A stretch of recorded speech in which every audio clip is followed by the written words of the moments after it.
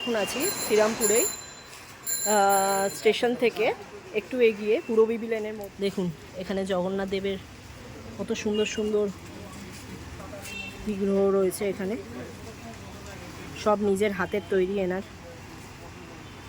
ইনি হচ্ছে আসল মালিক, আসল কর্ণধার। আপনার নামটা? সুরজিৎ দাস। সুরজিৎ দাস। দাস ফার্নিচারের দোকান। এই যে এটা হচ্ছে দাস ফার্নিচারের দোকান। এই যে নাম্বারটা আছে, কারোর যদি কিছু দরকার পড়ে এই নাম্বারে যোগাযোগ করে নেবেন। আপনাদেরকে দেখাচ্ছি কত সুন্দর সুন্দর দেখুন জগন্নাথ দেবের বিগ্রহগুলো। অনেক সুন্দর সুন্দর বিগ্রহ রয়েছে এখানে। কাঠের অনেক কিছু জিনিস পাওয়া যায় এখানে। এই দোকানটা শ্রীরামপুরেই পূরবী লেনে। এই যে অনেক রথ রয়েছে। রথ এখন রথের সময়, এই যে ওই জন্য অনেক রথ তৈরি করা হয়েছে বাচ্চাদের জন্য।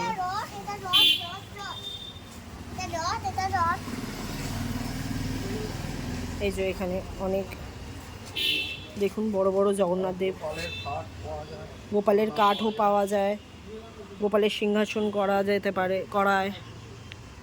দেখুন এই আয়নাটা দেখুন কি সুন্দর করেছে। আয়নাটা দেখুন কি সুন্দর আয়নাটা।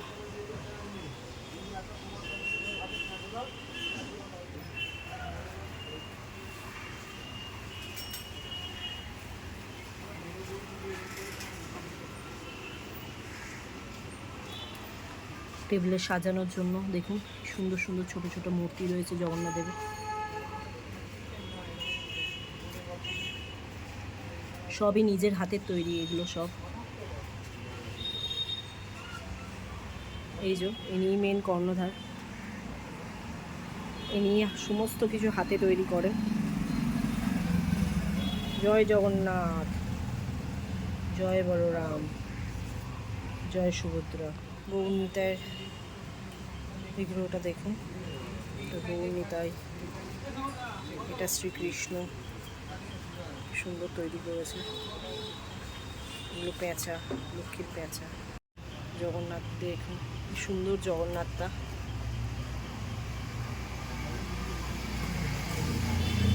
এখানে একটা জগন্নাথের পোশাক পরানো হচ্ছে জগন্নাথ দেবের।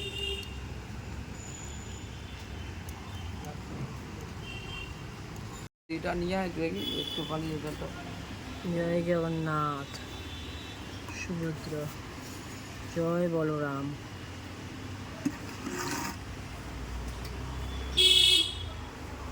জয় জগন্নাথ, জয় জগন্নাথ, জয় জগন্নাথ। হ্যাঁ দেখুন কি সুন্দর জগন্নাথ দেবের। এই যে কত জগন্নাথ দেবের মূর্তি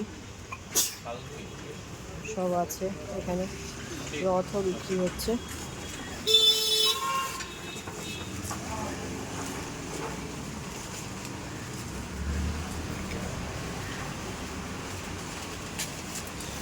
এখানে অনেক কাঠের তৈরি জিনিস পাওয়া যায়। সবই ইনি নিজের হাতেই তৈরি করেন। অসাধারণ এনার হাতের কাজ। এটা শ্রীরামপুর পূরবী লেন। কাউকে বললেই আপনাদেরকে পৌঁছে দেবে শ্রীরামপুর স্টেশন থেকে পূরবী লেনে। এই যে দাস ফার্নিচার দোকানটার নাম।